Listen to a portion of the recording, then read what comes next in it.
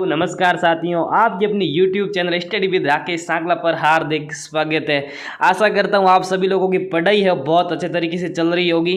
BSTC की तैयारी है वो आप लोग अच्छे तरीके से कर रहे होंगे और PTET की तो बहुत अच्छे तरीके से कर रहे होंगे, क्योंकि PTET की परीक्षा को अब ज़्यादा दिन नहीं रहे हैं, लगभग 15-16 दिन रहे हैं शेष।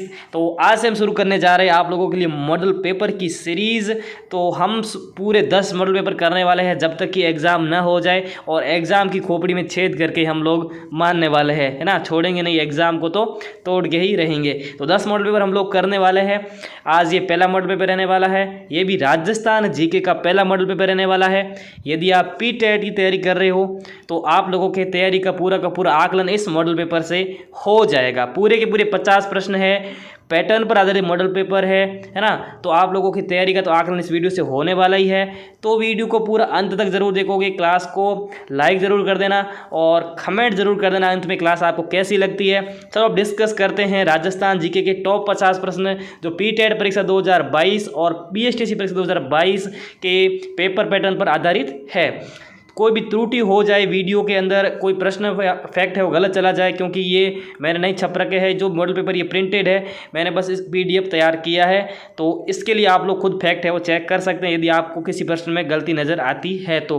बाकी चैनल पर पहली बार आए हैं तो चैनल को सब्सक्राइब कर देना, बेल आइकन भी प्रेस कर देना। आगे हम मॉडल पेपर की पूरी सीरीज लेकर आने वाले हैं, 10 मॉडल पेपर पूरे आप लोगों को हल करवाने वाला हूँ। तो चलो शुरू करते हैं, ज़्यादा बातें नहीं करते हुए। पहला प्रश्न आप लोगों की स्क्रीन पर है, ठीक है। आप लोग थोड़ी क्वालिटी को बढ़ा दीजिए वीडियो की और मोबाइल को कर लीजिए पूरा बड़ा स्क्रीन में, फुल स्क्रीन में, फिर आराम से पूरी क्लास को देखिए, ठीक है। राजस्थान में राज्य मंत्रिपरिषद में मंत्रियों की अधिकतम संख्या कितनी हो सकती है? 51 के अंदर आप लोगों के है वो डी ऑप्शन राइट हो जाएगा, 30 संख्या हो सकती है। 52वां प्रश्न है राजस्थान में कितने संभाग है? तो राजस्थान में 7 संभाग है, सी यहाँ पर राइट हो जाएगा। राजस्थान में पहली बार राष्ट्रपति शासन कब लागू हुआ?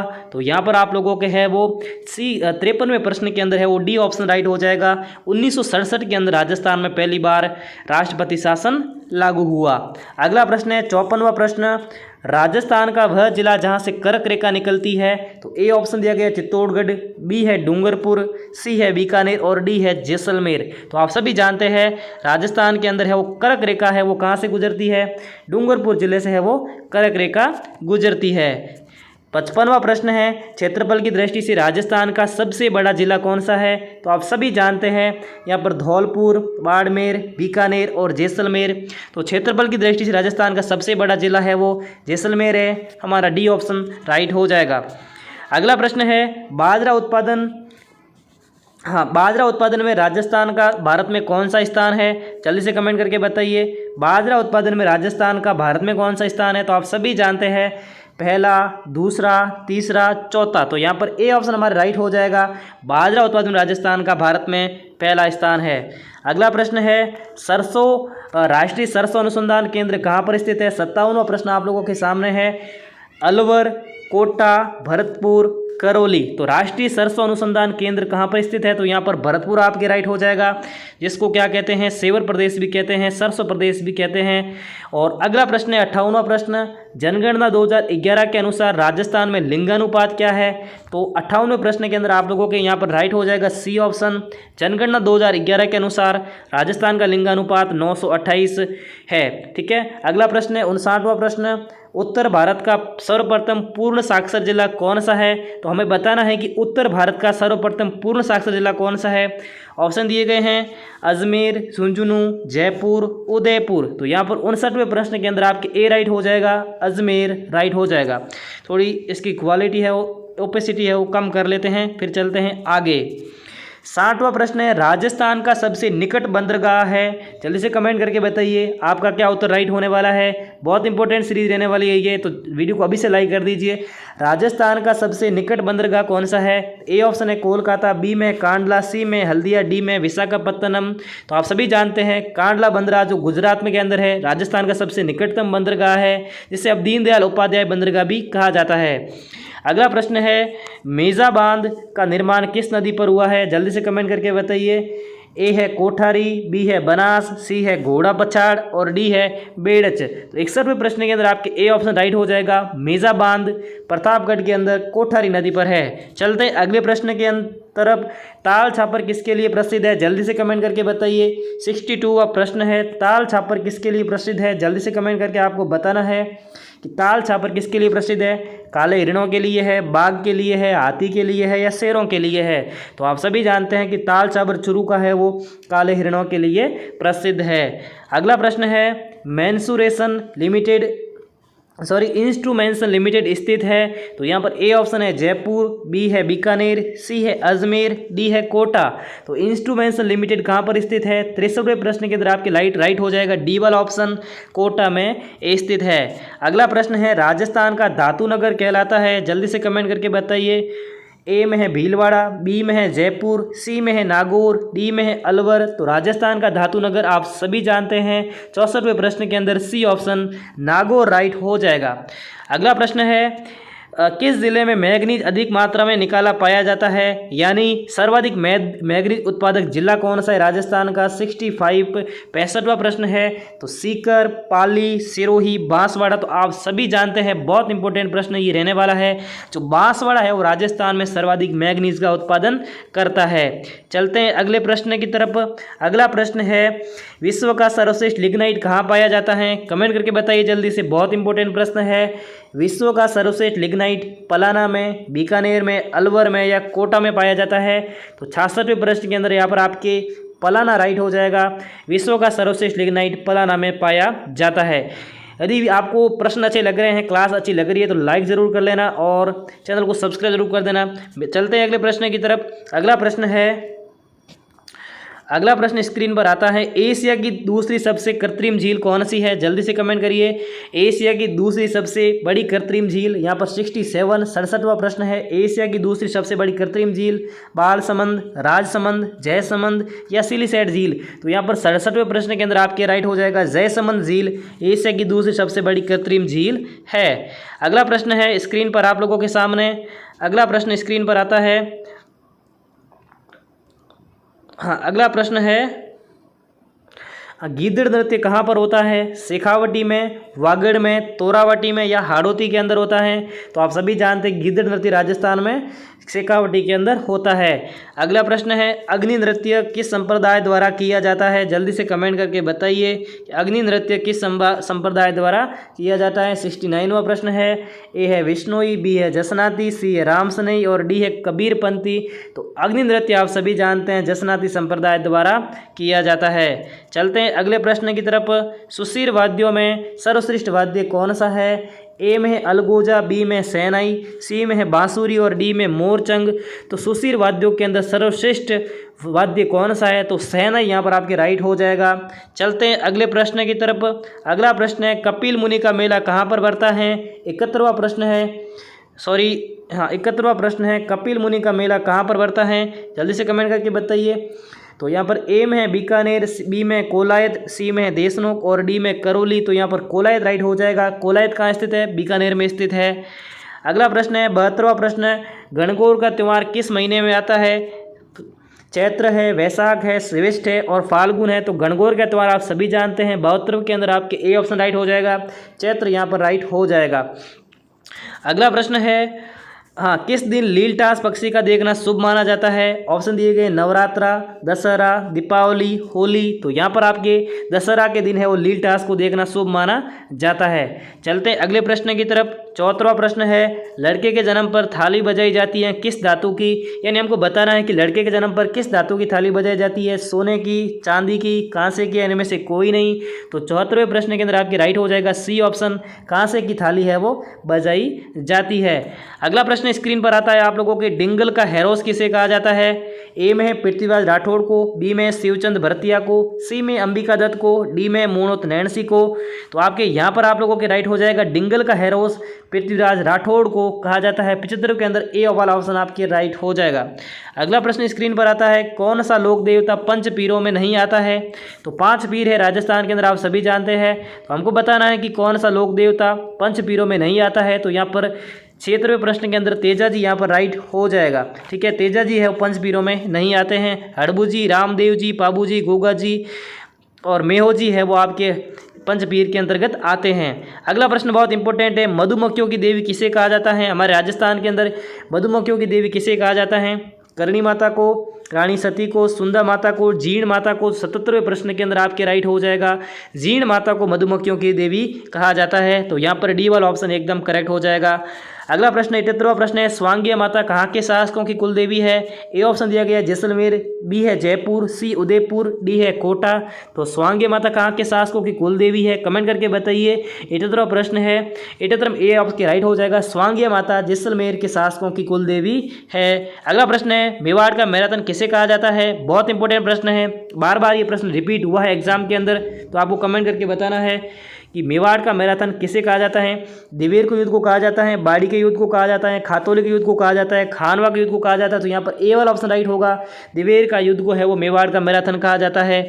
80वां प्रश्न है आपके सामने आता है, बहुत इंपॉर्टेंट प्रश्न, अलाउद्दीन खिलजी ने रणथंबोर पर आक्रमण कब किया था? तो जल्दी से बताइए कमेंट करके, अलाउद्दीन खिलजी ने रणथंबोर पर आक्रमण कब किया था? हमको रणथंबोर पर बताना है, ना कि हमको कहाँ बताना है, चित्तौड़ पर बताना है। तो जल्दी से कमेंट करके बताइए। तो यहाँ पर सी वाला ऑप्शन राइट हो जाएगा, 1301 के अंदर किया था। राजस्थान का पहला साका भी 1301 के अंदर हुआ था। चलते हैं अगले प्रश्न की तरफ, राजस्थान के गांधी किसे कहा जाता है? बहुत इंपॉर्टेंट प्रश्न है, कमेंट करके बताइए। गोकुल भाई भट्ट को, भूला भाई देसाई को, माणिक्यलाल वर्मा को, अब्दुल गफ्फार खां को।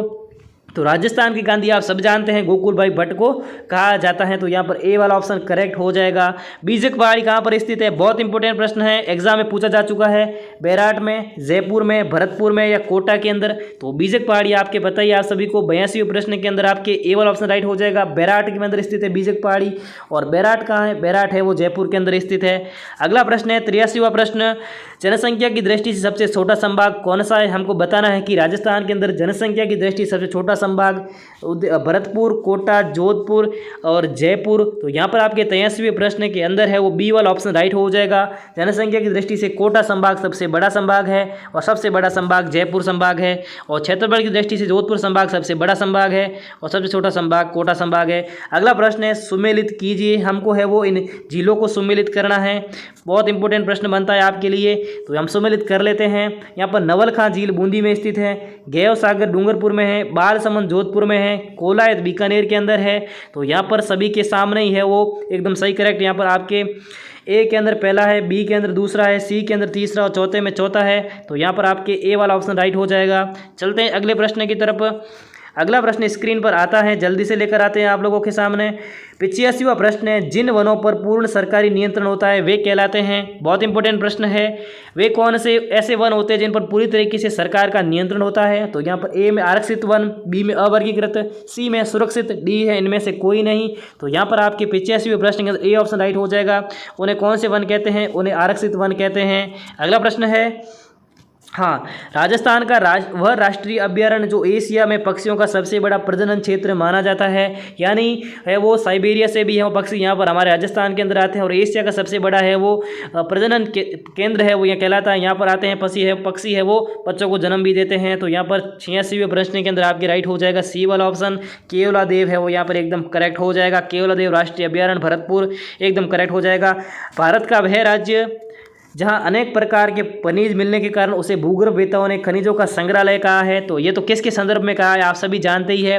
राजस्थान को है वो अजैब घर भी कहा जाता है और खनिजों का संग्रहालय भी कहा जाता है। तो बी वाला ऑप्शन राइट हो जाएगा। अगला प्रश्न है 88वां प्रश्न है, लाल पीली मिट्टी में लौह अंश की प्रधानता एवं कार्बोनेट की कमी होती है, यह मिट्टी पाई जाती है। हमको बताना है कि जो लाल पीली मिट्टी होती है इसमें लौह अंश की प्रधानता होती है और कार्बोनेट की कमी होती है, यह मिट्टी कहाँ पाई जाती है? तो 88वें प्रश्न के अंदर डी है, सवाई माधोपुर, अजमेर, सिरोही, इन सभी जिलों के अंदर ये मिट्टी पाई जाती है। अगला प्रश्न है 89, हाँ, अगला प्रश्न है, अरावली पर्वतमाला की राजस्थान में लंबाई 550 किलोमीटर है, यह किस जिले से में सर्वाधिक विस्तृत है? हमको पूछा गया है कि राजस्थान में अरावली पर्वतमाला सबसे अधिक किस जिले के अंदर है? तो यहाँ पर ए में है अजमेर, बी में है कोटा, सी में उदयपुर, डी में जयपुर। तो यहाँ पर आपके 89वें प्रश्न में है वो उदयपुर राइट हो जाएगा। अरावली पर्वतमाला सर्वाधिक है उदयपुर के अंदर विस्तृत है। अगला प्रश्न है, घग्गर नदी के पाट को क्या कहते हैं? बहुत इंपॉर्टेंट प्रश्न है। नाली, जाली, बांगर या स्तूप कहा जाता है, ये जियोग्राफी का प्रश्न है। यदि आपने अच्छी तरीके से जियोग्राफी पढ़ी है तो आपको पता होगा जो घग्गर नदी का जो पार्ट होता है, यानी उसकी घग्गर नदी जहाँ पर बहती है उसके आसपास का क्षेत्र है वो क्या कहलाता है। 90वें प्रश्न के अंदर नाली यहाँ पर राइट हो जाएगा, एकदम करेक्ट, नाली कहलाता है। अगला प्रश्न है राजस्थान के भूभाग का कितना क्षेत्र रेगिस्तानी है, यानी कहने का मतलब है कि राजस्थान के कितने भाग पर रेगिस्तान है। परसेंट में बताया जाए तो आपको 61% भाग पर रेगिस्तान है। और जब आपको बटा में पूछा जाता है तो 91वें प्रश्न के अंदर आपके ए वाला ऑप्शन राइट हो जाएगा, 2/3 भाग में रेगिस्तानी क्षेत्र है। 92वां प्रश्न है निम्न में से किस जिले की सीमा पाकिस्तान से मिलती है। ए है जैसलमेर, बी है बाड़मेर, सी है बीकानेर, ये सभी तो आप सभी जानते हैं राजस्थान के 4 जिले हैं, इसके अंदर गंगानगर जिला भी आता है और 3 यहाँ पर दिए गए हैं। तो इन सभी जिलों की सीमा है वो पाकिस्तान से मिलती है और 1070 किलोमीटर यहाँ पर अंतर्राष्ट्रीय सीमा की लंबाई है। अगला प्रश्न इन्होंने पूछ लिया है राजस्थान की कुल स्थलीय सीमा कितनी है। बहुत इंपॉर्टेंट प्रश्न इन्होंने पूछा है, राजस्थान की कुल स्थलीय सीमा कितनी है, तो यहाँ पर सी वाला ऑप्शन राइट हो जाएगा। यह है स्थलीय सीमा और ये है अंतर्राज्यीय सीमा और ये है अंतर्राष्ट्रीय सीमा, यानी 1070 अंतर्राष्ट्रीय है और राज्यों के साथ लगती है 4850 किलोमीटर और कुल है वो 5920 किलोमीटर है। चलते हैं अगले प्रश्न की तरफ। वागड़ के नाम से प्रसिद्ध है शेखावटी क्षेत्र, डूंगरपुर बांसवाड़ा, कोटा झालावाड़ या अलवर भरतपुर। तो वागड़ के नाम से किस क्षेत्र को जाना जाता है, तो बहुत इंपॉर्टेंट है और सरल प्रश्न भी है, बार बार एग्जाम में रिपीट हो चुका है। तो वागड़ के नाम से डूंगरपुर और बांसवाड़ा को जाना जाता है। अगला प्रश्न आता है 95वां प्रश्न है 2011 की जनगणना के अनुसार राजस्थान का जनघनत्व कितना है। बहुत इंपॉर्टेंट प्रश्न है, 2011 की जनगणना संबंधित 2 से 3 प्रश्न आपके एग्जाम में पूछे जाएंगे, तो एक बार आराम से जनगणना को देखकर है वो जरूर एग्जाम में जाइएगा। तो यहाँ पर आपके 200 राइट हो जाएगा, एकदम करेक्ट। अगला प्रश्न है 96 जवाहर सागर बांध किस जिले के अंदर स्थित है। 96वां प्रश्न है, जल्दी से कमेंट करके बताइए जवाहर सागर बांध किस जिले के अंदर है, तो डी वाला ऑप्शन आपके राइट हो जाएगा, कोटा के अंदर स्थित है। अगला प्रश्न है 97वां प्रश्न है राजस्थान का पहला पवन ऊर्जा संयंत्र कहाँ लगाया गया था। हमको बताना है कि राजस्थान का पहला पवन ऊर्जा संयंत्र कहाँ लगाया गया था, तो 97 के अंदर आपके बी राइट हो जाएगा, जैसलमेर के अंदर लगाया गया था। 98वां प्रश्न आपके सामने आता है भारत सरकार ने 1973 में किस चित्र शैली के चित्र का डाक टिकट जारी किया था। बहुत इंपॉर्टेंट प्रश्न है, 1973 की बात है, किस चित्र शैली के चित्र पर डाक टिकट जारी हुआ। नाथद्वारा शैली है, आमेर शैली है, देवगढ़ शैली है, किशनगढ़ शैली है। तो जो जिस चित्र शैली पर डाक टिकट जारी हुआ वो साथियों आपकी है वो किशनगढ़ शैली है, जहाँ की बनी ठनी है वो क्या है, बहुत प्रसिद्ध है, निहाल चंद की कृति। अगला प्रश्न है मालानी किसकी नस्ल है। भेड़ की है, बकरी की है, ऊंट की है, घोड़े की है, तो जल्दी से कमेंट करके बताइए मालानी किसकी नस्ल है, तो मालानी एक घोड़े की नस्ल है। राजस्थान का सबसे बड़ा नेशनल हाईवे कौन सा है। बहुत इंपॉर्टेंट प्रश्न, एग्जाम में प्रश्न रिपीट हो सकता है। तो राजस्थान का सबसे बड़ा नेशनल हाईवे कौन सा है, तो यहाँ पर आपके 100वें के अंदर बी वाला राइट हो जाएगा, NH15 है वो आपके राजस्थान का सबसे बड़ा नेशनल हाईवे है। तो ये थे दोस्तों आज के राजस्थान जीके के 50 प्रश्न। आशा करता हूँ कि आप लोगों को इसमें से काफ़ी प्रश्न सही होंगे। 50 में से आप लगभग 45 प्रश्न सबने सही किए होंगे। यदि 45 प्रश्न आप लोग सही कर रहे हैं तो बहुत अच्छी तैयारी है आप लोगों के। इस तरीके से पढ़ते रहिए, मेरी तरफ सभी को बहुत बहुत शुभकामनाएं हैं। बाकी हम मिलते हैं अगले मॉडल पेपर के अंदर। कमेंट करके बताइए क्लास आपको कैसी लगी। यदि आप चाहते हैं कि अन्य विषयों के मॉडल पेपर जैसे रीजनिंग हो गई, इंग्लिश हो गई, हिंदी हो गई, उनके मॉडल पेपर भी लेकर आए जाए, शिक्षण अभिक्षमता हो गई, तो आप कमेंट कर जरूर बताइए। बाकी चैनल को सब्सक्राइब जरूर कर देना, बेल आइकन जरूर प्रेस कर देना। मिलते हैं अगली क्लास के अंदर, तब तक के लिए खुश रहिए, मस्त रहिए, पढ़ते रहिए। जय हिंद, जय भारत।